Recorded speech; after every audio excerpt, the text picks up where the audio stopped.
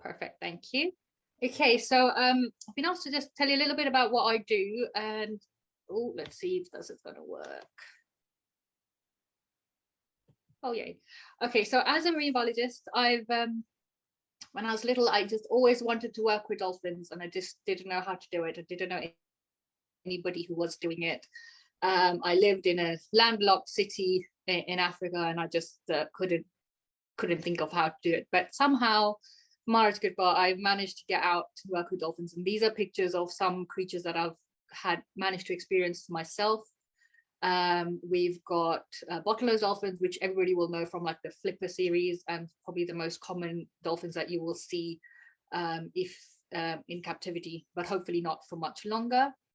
I've also managed on the bottom left, there's something called a common dolphin. This one is the most abundant out in the oceans and can be seen anywhere in the world, even off the coast of England, UK. And on the right here, this is a fin whale, which is the third largest whale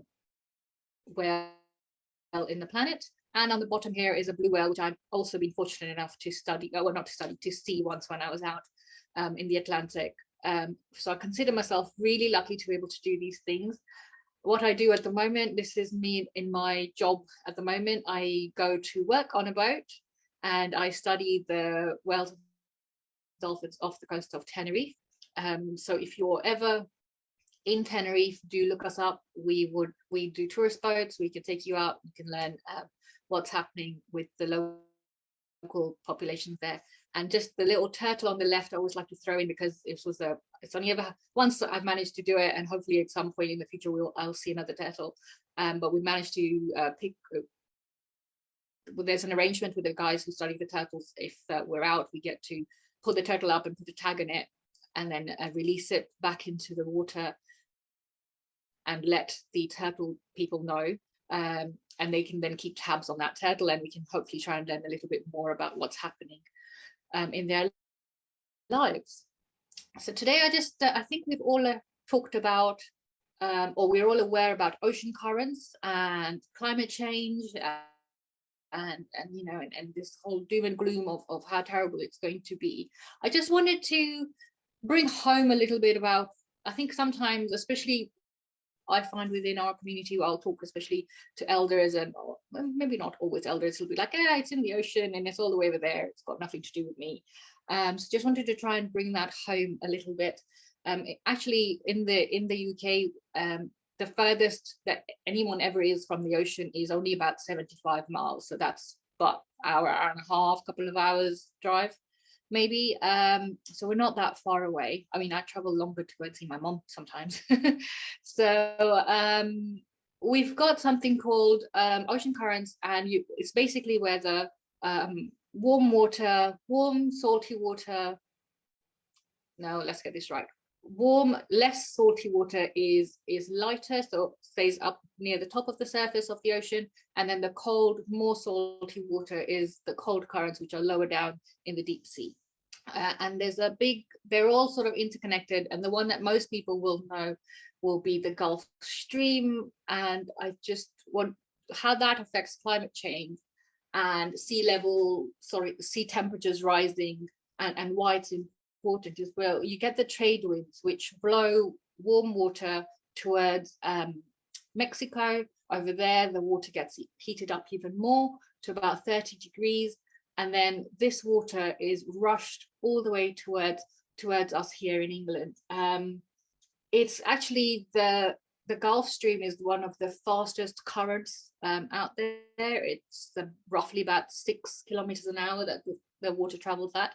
It's a huge amount of water in that current. Is probably about 15% more water in that single current than all the world's rivers put together. And what happens with the water when the water's traveling, if anybody's watched Finding Nemo, and you've got when the turtles are sort of swishing past and Nemo joins them when he's trying to find his friend Dory, this is the current they're on. So a lot of animals use this current to travel, to migrate. It brings animals, it brings nutrients in the sea up as well, and then it comes up towards us here in England, and then it goes further north and cools down, and then the water drops all the way back down, and the whole cycle repeats itself. But the thing with the currents is that it's not only helping animals to migrate and bringing their food and up to the surface for all the sea animals, but it also brings in a lot of heat for us on land. In fact, it brings the amount of heat that is brought towards us by this current is the same amount of heat that we would need 1 million nuclear power generators to generate. So if we didn't have this current, we would be looking at a difference of about 5 to 10 degrees in temperature. So really cold, really long winters, and really sparse Icelandic type landscapes. So when you hear people talking about the sea temperatures are rising, and that impact that's going to have on climate change, that's what it would do for us here. So how that works is because you've got the thermohaline circulation. So if the hot water is nicely hot and the cold water, there's a good difference between the hot and cold water, the current can flow really fast. But if the cold water is starting to warm up and catch up with the heat of the hot water, the speed of that circulation slows down. Some scientists think it might even stop.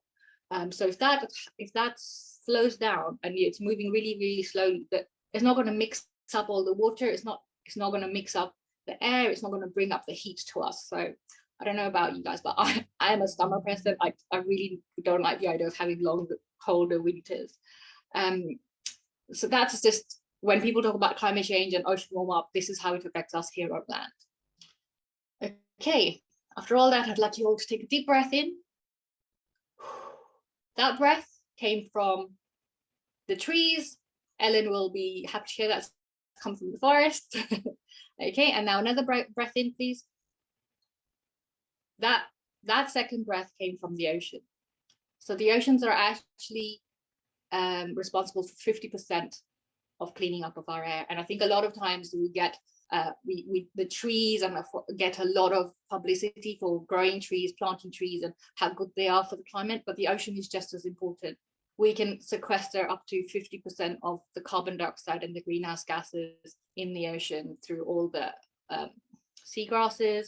When you get large sea mammals die and they sink to the earth, to the bottom, the sea floor, ocean floor, they take all that carbon back down with them. So it does help to try and mitigate carbon gases on climate change as well. Right, so plastics, these circles here are all garbage patches in the ocean.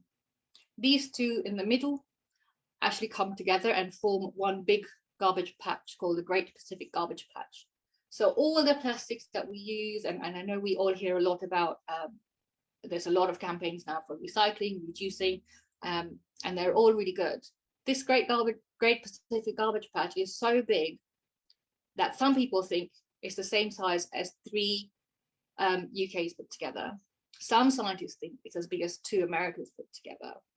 The reason we don't really know how big it is because it doesn't look like this. Some of it looks like this. In fact, a lot of it looks like this. But the large majority of it looks like this. These are all fragments that have been taken out of a turtle's stomach. So all the plastic that has ever been produced is still here. And it just gets smaller and smaller and smaller, but we can never ever get rid of it. And the problem is that animals ingest it and they can't digest it, so they unfortunately end up dying. The other problem is we're all eating it as well. Regardless of whether you eat seafood or not, any plastic that goes in the ocean goes into you through our waterways, through our agriculture, through seafood. And what a lot of people don't realize is that we are all eating 1 credit card of plastic every week. And I just found that out a few days ago, actually. So I had to quickly put it in here for today. And it's so new that we don't know what impact it's having on our lives. It could affect our fertility, it could affect our immunity, longevity, so many things. But the plastic issue is actually really important and something that we really need to consider and try and reduce.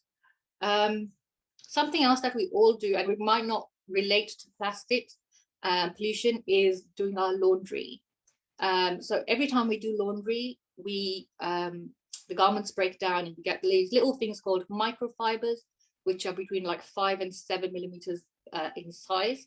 They're so tiny that the filtration plants for all the water filtration, they're not designed to be able to filter that out. So eventually all those microfibers end up in the environment.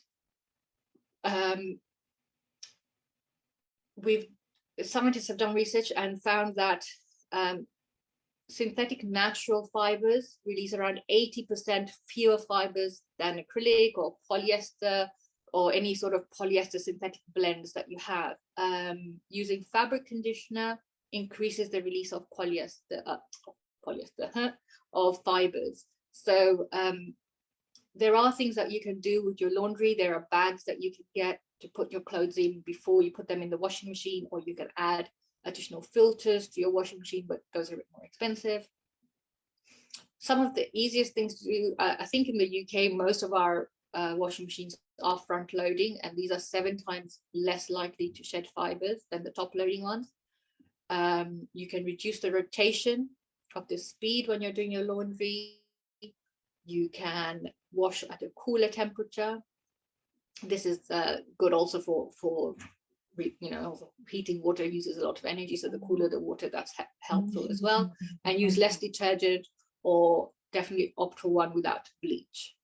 And I think this is just something that we all do every day and probably don't think about it. It's something that we can hopefully implement in our lives to help make a change.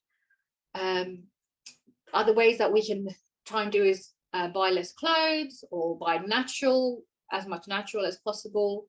Wash less, wash cooler, reduce plastics, recycle, take our rubbish home with us. It says beach rubbish, but really anywhere we are, you should really take our rubbish home with you, or at least put it properly in a bin. But the thing with public bins to be careful about is make sure your rubbish is filled properly, because sometimes the wind will blow and it will just blow out, and then you'll have the birds trying to eat it, or the squirrels trying to pick it up. We're coming up to warmer weather now, so hopefully you will all be heading to the beach to enjoy that. Do a 2-minute beach clean. Just pick up, as you're walking back to the car, just pick up any rubbish you see and chuck it in the bin. These are other ways you can get involved. Contact your local MP. These things really do make a difference. And these are a few websites of people doing different things that you can get involved in. You can sign up to their newsletters or follow them on social media, and they all have lots of different ways that you can get involved to help clean up the environment. I thought the break was going to be before us, so I was going to quickly put in my email address, but if you just have any questions, you can always get in touch with me through Eco-Sikh. I'm sure they'll be happy to forward anything.